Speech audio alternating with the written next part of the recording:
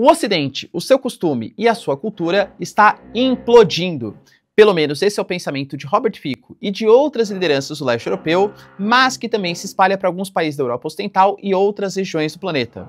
Será que eles têm razão? Falar um pouquinho também, galera, sobre Gustavo Petro, presidente da Colômbia, que faz uma proposta extremamente polêmica sobre colocar uma espécie de coalizão internacional, um exército mundial superior ao exército americano, para combater Israel na questão palestina, dentre outras várias declarações polêmicas, como acusar, por exemplo, os Estados Unidos por crimes de guerra, justamente por ter afundado navios venezuelanos. Será que faz sentido?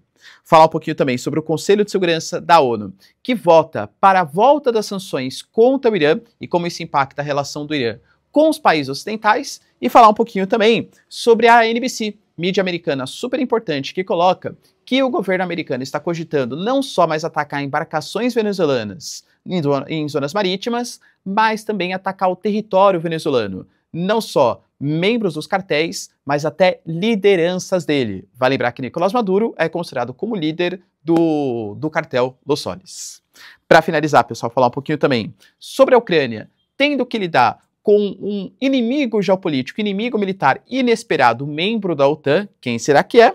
E também sobre novos drones que estão sobrevoando o espaço aéreo da Dinamarca, mais uma vez sendo visto como uma espécie de provocação dos russos contra os europeus. Vai lembrar que Pete Hegseth convoca uma reunião de emergência extremamente comum para terça-feira. O que os americanos querem falar com seus generais, hein? Se vocês querem entender um pouco mais sobre esses assuntos, e muito mais também sobre geografia, geopolítica, atualidades, política, polêmicas, enfim. Tudo para você se manter sempre bem atualizado. Já se inscreve no canal, deixa o like, compartilha esse vídeo, que o professor Ricardo conto muito com a sua ajuda. Belezinha? Pessoal, presta atenção que a Nomad, parceiraça aqui do canal, maior e melhor conta internacional do Brasil, que foi minha parceiraça, assim, durante a minha viagem internacional, tá oferecendo para você a melhor promoção da história. Eu tô falando de você comprar os seus dólares e ter acesso a 5,5% de cashback. Já é a mais simples de ser utilizada, mais de 3,5 milhões de usuários no Brasil, assim, é disparada maior, aqui tem o melhor custo-benefício e ainda oferece a possibilidade de você comprar os seus dólares nesse momento de queda, que geralmente não é recomendação de investimento, né? Mas eu gosto de utilizar para diversificar minhas posições. Você compra os seus dólares e ganha 5,5% de cashback. O que eles estão fazendo é eliminando qualquer tipo de taxa. Ou seja, você vai pagar um valor do dólar, cara, extremamente competitivo. Pode acreditar, tá? A Nomad aceita em mais de 180 países, super simples, cartão físico, cartão digital, e ainda tem uma série de benefícios no aplicativo. Você pode, por exemplo, ter acesso a benefícios de aluguel de carro, outros serviços, pode ter acesso ao Nomad Explore, que é o cartão de crédito que eu uso, inclusive, porque me dá cashback dolarizado, me dá o benefício de usar o Nomad Lounge, que é a sala VIP da Nomad, aliás, sensacional, tá? Você vai ganhando pontos que não expiram para tocar produtos, serviços, cara, é sensacional, tá? É de graça, claro, né? Não tem taxa de manutenção, taxa de custo, taxa nada. Link na descrição ou QR Code, Prof. Ricardo 0. Para ter acesso a 5,5% de cashback na sua primeira conversão cambial. Quero ter certeza assim que você não vai se arrepender. Tamo junto? Então, bora lá pro vídeo. Como eu trouxe para vocês na introdução, de fato, o Robert Fico, que é o presidente da Eslováquia, ele deu uma declaração extremamente polêmica e uma mudança constitucional no país que mostra como há um anseio de países como Polônia, como Hungria, como a Rússia, como a Eslováquia. Isso é crescente no leste europeu, mas também é crescente na Europa Ocidental com alguns partidos políticos, um pensamento contra o liberalismo e contra o progressismo ocidental.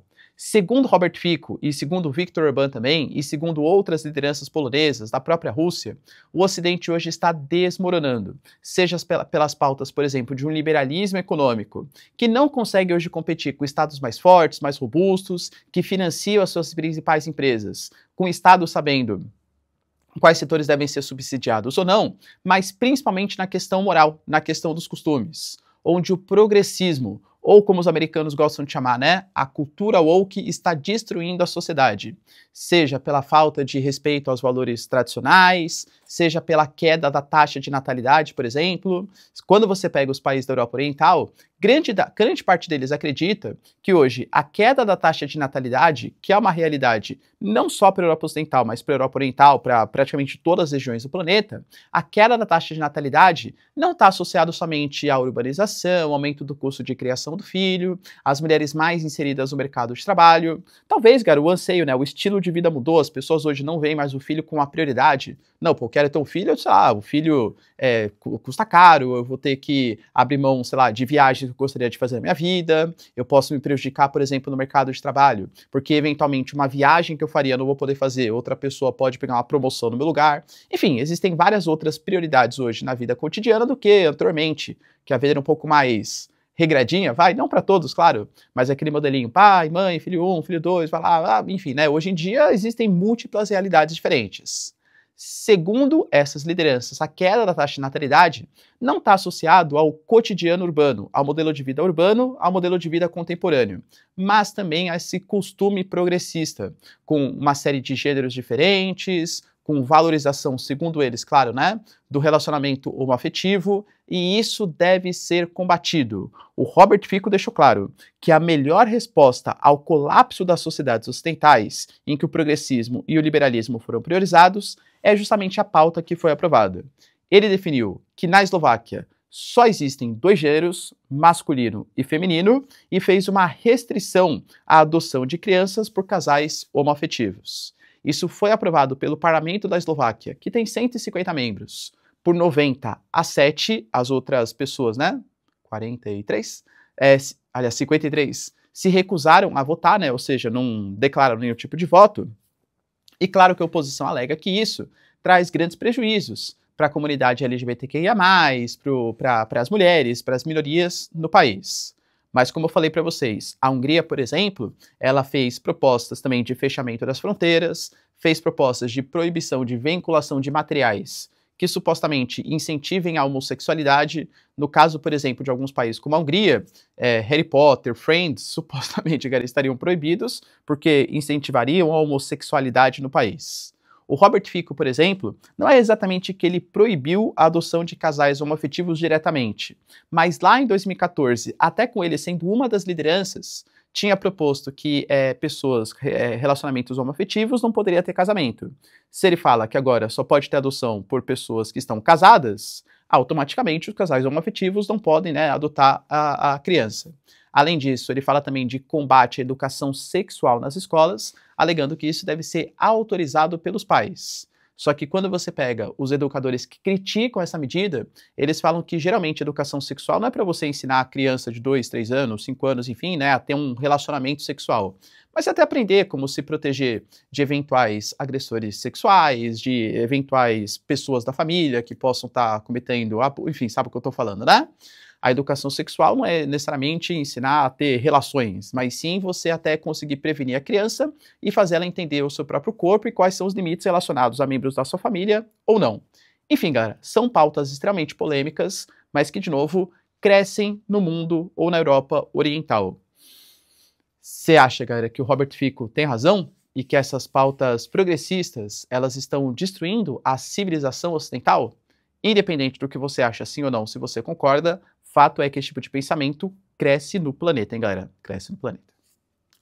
Além disso, a gente teve também, como eu falei para vocês, né, o Lula, ele foi extremamente polêmico nas suas falas na Assembleia Geral da ONU, mas eu diria que teve um que venceu, hein, galera? Olha, o Gustavo Petro, tanto na Assembleia como também fora da Assembleia, fez, assim, talvez as manobras mais polêmicas, lembrando que a Assembleia foi realizada nos Estados Unidos.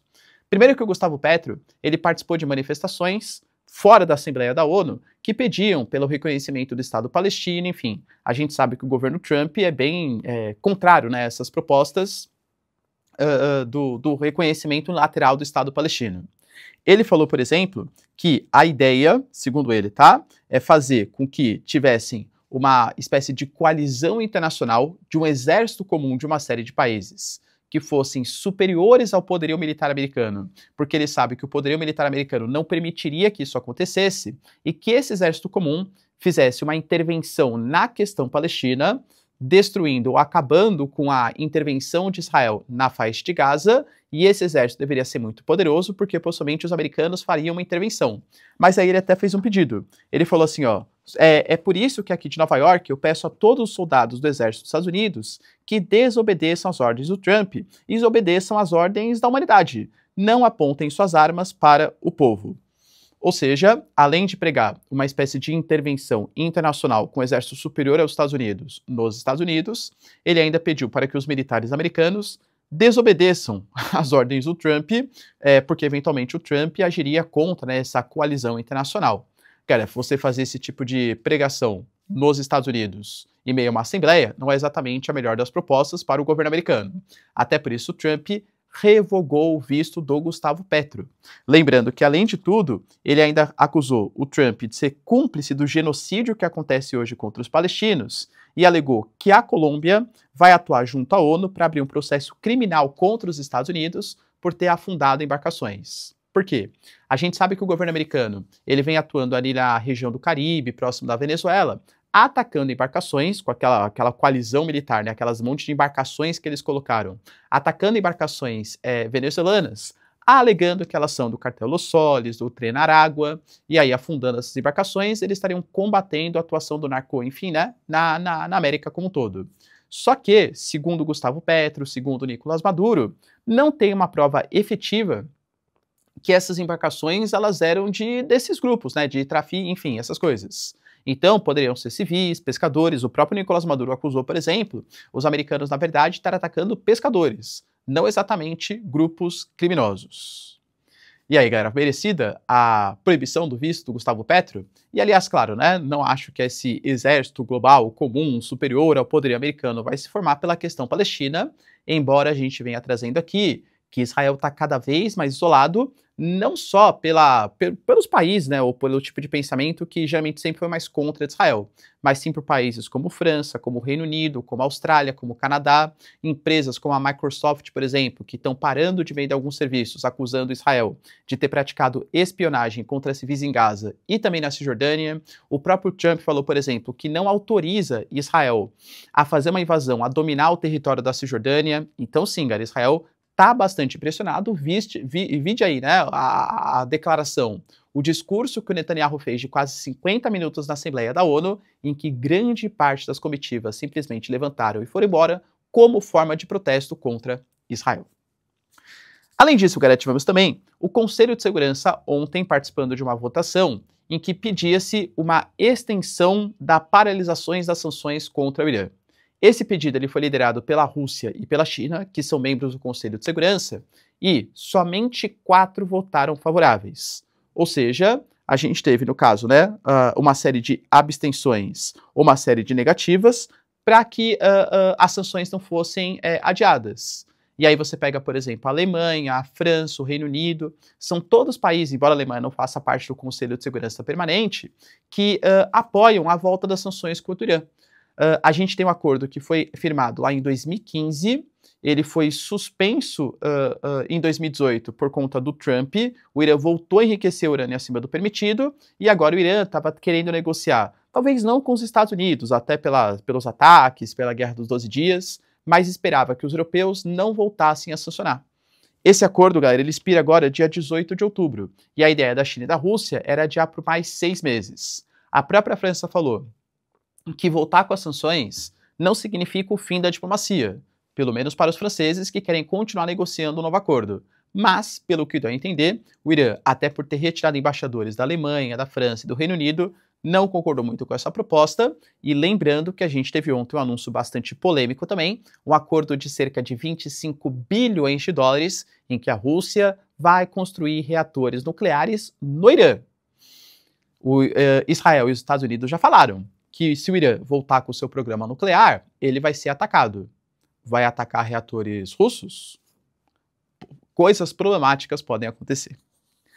Além disso, galera, a NBC, mídia super importante, destacou que para essa semana a gente pode ter um anúncio super importante, porque o exército americano, que está fazendo as ações contra a Venezuela, tudo tal, está especulando, isso ainda não foi autorizado pelo Trump, mas está querendo atacar não só o litoral venezuelano, mas também o território interno da Venezuela. Segundo a NBC, o plano do exército americano consiste em usar drones contra membros e líderes de grupos narcotraficantes, bem como laboratórios, pontos de escoamento, vias de transporte, para acabar com a atuação na Venezuela. Por que eu falo que isso é problemático? Porque, obviamente, não vai ser feito em coordenação com o Estado venezuelano. Até porque os Estados Unidos reconhecem o Estado da Venezuela como Estado legítimo, já que o governo Nicolás Maduro, segundo os Estados Unidos, não é um governo legítimo. Pois bem, galera, se ele fala em atacar líderes, sabe quem é um grande líder de um dos cartéis, inclusive o cartel Los Soles? É o Nicolás Maduro. Existem outros também, né, do Treinar Água, tudo tal, mas um deles é o Nicolás Maduro. Ou seja, se o plano for aprovado e deve ser votado nessa semana, segundo a NBC, os Estados Unidos ganham autorização de não só atacar o espaço marítimo próximo da Venezuela, mas também a zona econômica exclusiva, o mar territorial e até mesmo o espaço continental da Venezuela. Lembrando que o Nicolás Maduro, ele mandou essa semana, na verdade junto com a carta, né, faz um pouquinho mais de tempo, um pedido que estaria disposto a colaborar com os Estados Unidos para a captura de membros do Treinar Água e também do cartel Los Soles. Os americanos rejeitaram a proposta, até porque não tem como negociar com alguém que não reconhece como Estado legítimo. Lembrando que a gente teve ainda o Pete Hegseth fazendo uma convocação assim super urgente e muito estranha, assim, há muito tempo que o Pentágono não faz esse tipo de convocação, dos principais líderes militares generais, não só dos Estados Unidos, mas espalhados pelo mundo. A reunião vai ser dia 30, nessa terça-feira. Professor, e o que vai ser discutido nessa reunião? Existem duas possibilidades. Ou algum tipo de intervenção seríssima que os americanos vão fazer, talvez na Venezuela, talvez entre a guerra Rússia-Ucrânia, não sabemos, talvez na questão palestina, ou a gente sabe que o Pentágono ele está cortando gastos em número de homens, militares e tal, mas aumentando os gastos em alguns projetos. Por exemplo, o Golden Dome. Vários militares, principalmente de alto escalão, já foram demitidos pelo exército americano. Será, galera, que essa convocação tende a ser uma redução de custos, demissões generalizadas? Ou será que é o anúncio de um grande plano ou uma grande ação militar internacional? Não sabemos, mas que de fato é muito incomum a reunião convocada, isso é. E para finalizar, pessoal, eu trouxe para vocês ontem o quanto que, segundo a União Europeia, a Rússia vem fazendo provocações.